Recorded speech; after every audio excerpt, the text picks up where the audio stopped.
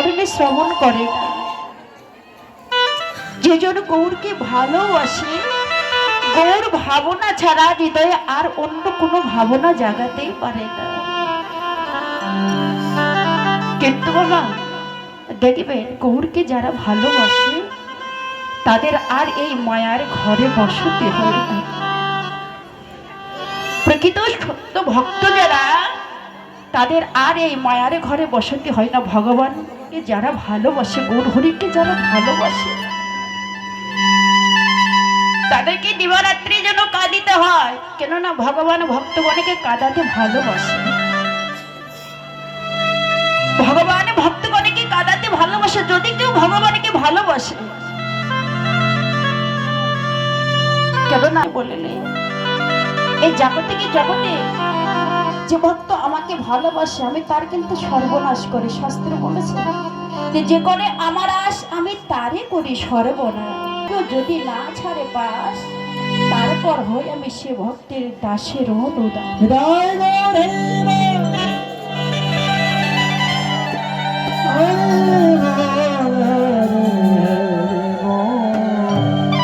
কিন্তু ভক্তের তো ভগবান কখনো সর্বনাশ করতে পারেন না। ভগবান কি কখনো ভক্তের সর্বনাশ করতে পারেন বাবা? যে ভগবান ভক্তকে প্রাণের চাইতেও বেশি ভালোবাসে, ভগবান তো সে ভক্তের কখনো সর্বনাশ করবেন না। আমরা বলি ভুল, আবার শুনিও ভুল। ভগবান বলিলেন যে যে করে আমার আশ, আমি তারে করি সর্বনাশ। আমি সে ভক্তের সব কিছু নাশ করে দেই। কি নাশ করি না? আপন স্বজন পরিজন, যত ভালোবাসার প্রয়োজন, সব কিছুকে আমি কেড়ে নিই। আপন বলিতে কিছু রাখি না। তার দেখবেন বাবা, সে যদি গৌর হরিকে ভালোবাসে, তার মাথায় যদি একটা ছাদ থাকে, সে ছাদটাও কেড়ে নেয়। ভগবান তো দিনের অধীনে কাঙাল, সে তো নিজেই কাঙাল। তাকে যারা ভালোবাসবে তাকে তো কাঙাল করেই ছাড়বে। গৌর হরি তাকে তো কাঙাল করেই ছাড়বি। তো ভগবানকে যারা জেনে ভালোবেসেছে, তাদের কিন্তু কাঁদিতে জন্ম গেছে বাবা। তার আমার বলতে আর কিছু রাখে না। তার সর্বস্ব কেড়ে নিয়ে পথের ভিখারি বানিয়ে দেয়। পথের ভিখারি বানিয়ে দেয়। শান্তিপনি মনি ভগবানকে ভালোবাসতেন, এমন ভালোবাসতেন তার দিন ভিক্ষা না করলে দিন চলে না। শান্তিপনি মনি ভিক্ষা করে আর ঠাকুরের সেবা নেয়। দেখে দেখে বলে, দয়ামা, সেই ছোট্টবেলা থেকে তোমায় আমি ডাকছি প্রভু, সেই ছোট্ট থেকে তোমায় আমি ভালোবাসছি দয়ামা। আমার ডাক তোমার করণে কি পৌঁছায় না প্রভু? আমি তোমায় এত ডাকি, এত কাঁদি, আমার কান্না কি তোমার করণে পৌঁছায় না দয়ামা? ভগবান সব কিছু সইতে পারে বাবা, ভক্তের নয়নের জল কখনো সইতে পারেন না। শান্তিপনি বলে বসে বসে কাঁদছে মন্দিরে। এদিকে ব্রহ্মা বিষ্ণু মহেশ্বর আর নারদ এসে দাঁড়িয়েছে। যখন দাঁড়িয়েছে, শান্তিপনি মনি প্রভুকে সেবা দিয়ে সবে মাত্র বাইর হয়েছে। দরজার সামনে এসে ডেকে বলছে, মণিবর, ও মণিবর, বাসায় কেউ আছে কি গো? মণিবর দরজাটা খুলে দেখলেন না, তার আরাধ্য দেবতা তার দরজায় এসে দাঁড়িয়েছে। মণিবর দেখেও চিনতে পারলেন না, ধরেও আজ যেন ধরতে পারলেন না।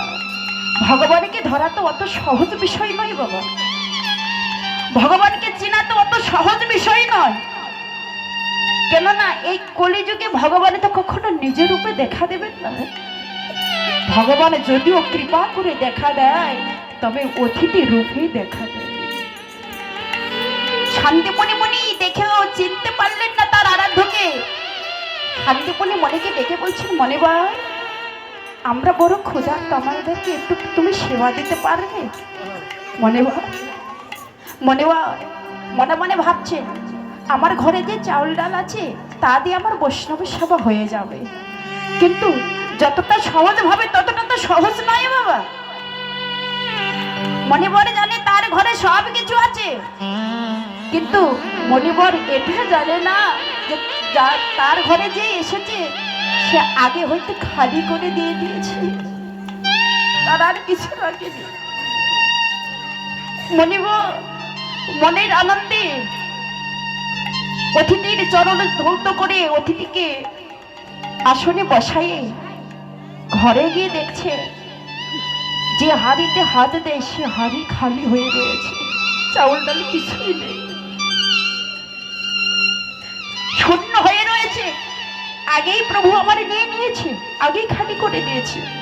খালি করে দিয়ে তারপরে তো তার ঘরে এসেছে। মণিবর চিন্তায় পড়ে গেলেন, হাই রে, আজকে আমার ঘরে অতিথি এসেছে, আমি অতিথিকে সেবা দিতে পারবো না। তার ঘরে একটা ছেলে ছিল, তার নাম বটু। মণিবর বটুকে ডেকে বলছে, বটু, হ্যাঁ রে বাবা, আমার ঘরে যে চাউল ডাল ছিল সে কি তুই দেখেছিস? বাবা, কই না তো, আমি তো দেখিনি। তাহলে গেল কোথাও? মনে বড় নয়নে জলে বসে কাঁদছে, মনে হয় আজকে আমার অতিথি সেবা হবে না। আর অতিথি যদি আমার ঘর হইতে চলে যায়, আমার কোটি কোটি জন্মের ভজন সাধন বিফলে চলে যাবে।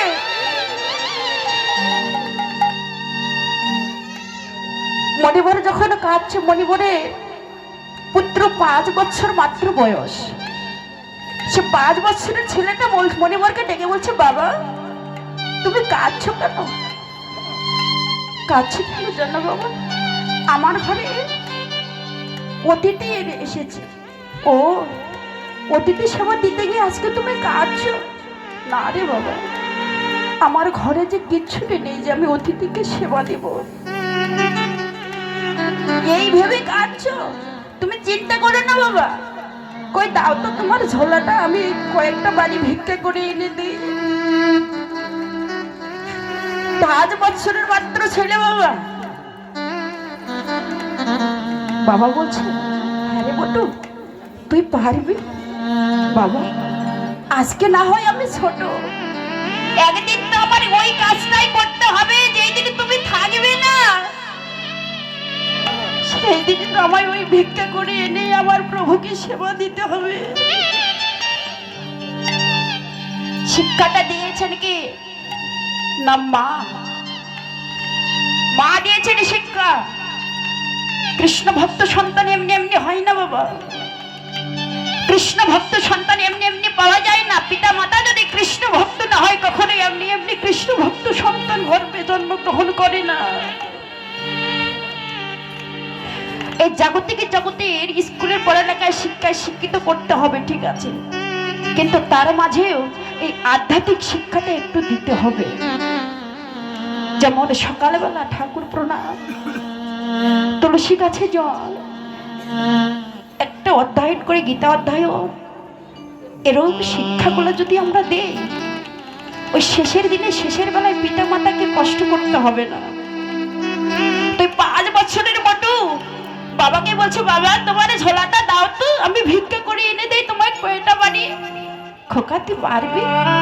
কেন পারবো না বাবা, আজকে না হয় তুমি আছো, কিন্তু একদিন তো তুমি থাকবে না। চিরদিনই কি মানব এই জগতে বেঁচে থাকে বাবা? চিরদিনই তো মানব বেঁচে থাকে না। তবে আমি এখন থেকেই না হয় আমি শিক্ষাটা নিলাম। ঝোলাটা কাঁধে লইয়ে বাবাকে প্রণাম করেছে। পাশে ছিল ঠাকুরের মন্দির, ভগবানকে প্রণাম করেছে। দেখে বলছেন, প্রভু আমার জন্য নয়, আমার বাবার জন্য নয়, আমি যাচ্ছি অতিথি সেবার জন্য। তুমি দেখো প্রভু, আমি যেন চাউল ডাল বেশি করে পাই। ভগবান ভাবিলেন, হায় রে, এলাম তার বাবাকে পরীক্ষা করতে, এবার বাইর হলো তার ছেলে। দেখি একটু এবারে ঘুষে মাঝে নেওয়া তো লাগবে। এবার ছেলেকে পরীক্ষা করিবার আগে ভগবান আমার নিজে একটা বটু রূপ ধারণ করে গ্রামে, সারা গ্রাম ভিক্ষা করে নিয়ে চলে এসেছে। 5 মিনিট পরে আবার বটু গিয়ে দাঁড়িয়েছে। বলুন তো বাবা, আপনাদের গ্রামে একটা ছেলে যদি 2 বার আসে আপনারা কি ভিক্ষা দেবেন? কেউ দেবেন। বটু গিয়ে যখন দাঁড়িয়েছে সবাই দেখে বলছে, আরে বটু, সকালবেলা তোর বাবা ভিক্ষা করে নিয়ে গেল, 5 মিনিট আগে তুই নিয়ে গেলি, আবার এসেছিস। সবাই মিলে বটুকে ধরে মেরে তাড়িয়ে যখন দিয়েছেন, বটু দুটি নয়নের জলে কেঁদে কেঁদে বাবার কাছে এসে দাঁড়িয়েছেন। বাবা, খোকারে তুই ভিক্ষা পেলি না? বাবা, কে যেন আমার মতো হয়ে 5 মিনিট আগে ভিক্ষা করে নিয়ে চলে এসেছে। গ্রামের সবাই আমাকে মেরে তাড়িয়ে দিয়েছে, আমায় কেউ ভিক্ষা দেয়নি। তাহলে আজকে মনে হয় আমাদের অতিথি সেবা হবে না। বাবা, দেখেছো ওই দেখা যায় একটা মুদির দোকান, চলো না আমরা চুরি করতে যাই। খোকা, তুই চুরির কথা বলছিস? চুরি করলে যে মহা পাপ হয়। ওই 5 বছরের বটু বলছে, বাবা নিজের জন্য চুরি করলে পাপ হয়, কিন্তু অতিথি সেবার জন্য যদি চুরি করা হয় সে চুরিতে পাপ লেখা হয় না। নিজের জন্য চুরি করলে পাপ হয়, কিন্তু অতিথি সেবা ভগবানের সেবার জন্য যদি চুরি করা হয় সেই চুরিতে কখনো কোনোদিনও পাপ লেখা হয় না। 2 বাপ বেটা মিলে চলিলেন মুদির দোকানে চুরি করতে।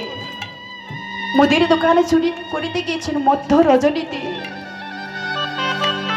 চুরি করিতে গিয়ে পিছনে গর্ত করে দোকানের মাঝে যখন ঢুকে পড়েছে, বস্তা অনেক চাউল ডাউল ছিল, যা কিছু ছিল পুটলিতে করে নিয়ে এসে বাবার হাতে তুলে দিয়েছেন। বাবা, তুমি তাড়া করে যাও না, গিয়ে রন্ধন করে তুমি বৈষ্ণব সেবা দাও। বাবা বলছে, আরে খোকা, চাউল ডাল তো আমরা সব পেয়েছি, কিন্তু বৈষ্ণব সেবা দিলে সেবার পরে তো মুখশুদ্ধি দিতে হয়, তা নাহলে সেবার পরিপূর্ণ তো ফল পাওয়া যায় না। সেবা দিলে সেবার পরিপূর্ণ ফল পেতে হলে মুখশুদ্ধি দিতে হবে। যা না, একটা মুখশুদ্ধি নিয়ে আয়। বাবা কেন বলবে? আর সেই বটু খোকা কেনই বা আবার ভিতরে যাবে? আবার ভিতরে গেছি। ভগবানে তো সবার বাবা, ভগবানে কারো তো একার নয়, ভগবান কারো একার নয়। বটু যখন ভিতরে গেছি, ভগবান সেই দোকানদারকে জাগিয়ে দিয়েছেন, দোকানদার তুমি জেগে দেখো, তোমার দোকান চুরি হয়ে যাচ্ছে। এদিকে বটু যখনই মুখশুদ্ধিটা নেবে অমনি ওই থালাটা যেন ঝনাত করে যখন পড়ে গেছে, যেই না পড়ে গেছে দোকানদার চিৎকার করে বলছে, কে যায় আমার দোকানে? কে?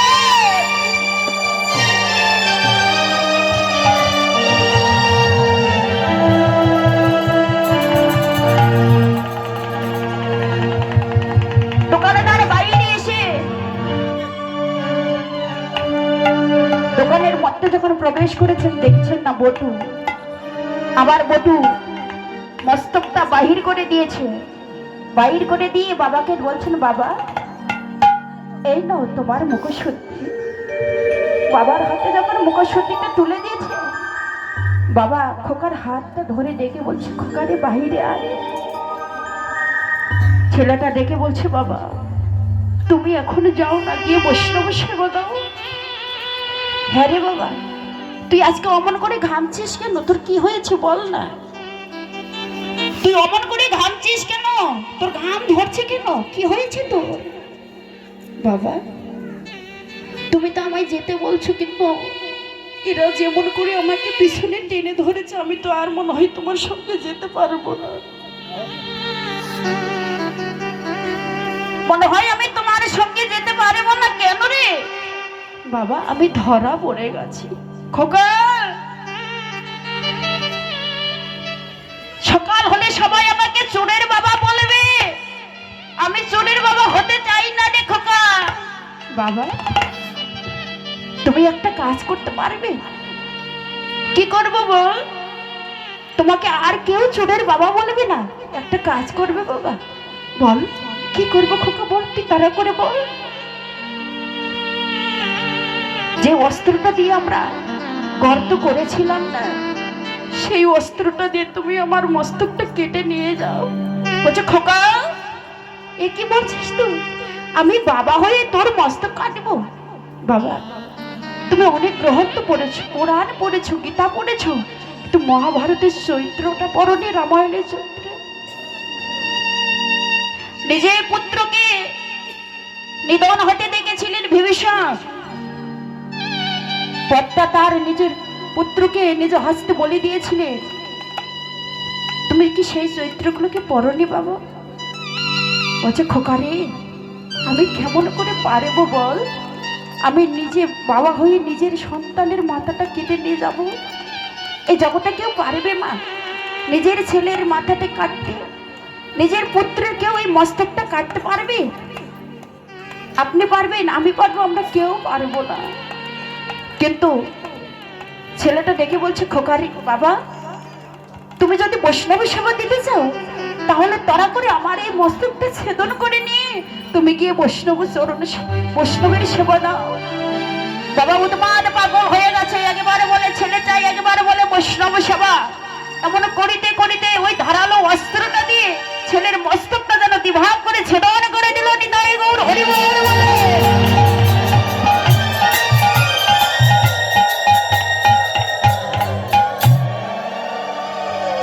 যখন দ্বিভাগ হয়ে গেল, ওই কাটা মুন্ডটা হা কৃষ্ণ বলে চিৎকার করে উঠল।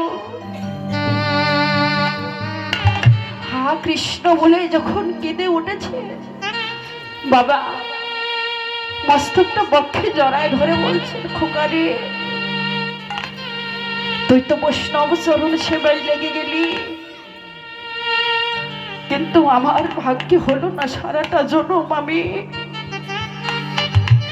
যাকে পাবার জন্য দিবারাত্রি বসে বসে কাঁদিলাম, যার নাম নিয়ে আমি দাঁড়ে দাঁড়ে ঘুরলাম, আমার বৈষ্ণব সেবায় লাগা হলো না। তবে খোকারে, আমি বাবা হয়ে তোর কাছে মিনতি করছি, শুধু এ জনমে নয়, জনমে জনমে অমন করে যেন বৈষ্ণব সেবায় তুই লাগিতে পারি, লাগিতে পারে। আর তুই আমার হয়ে প্রভুকে বলবি, প্রভু গো দেব যেন বৈষ্ণব চরণ সেবা।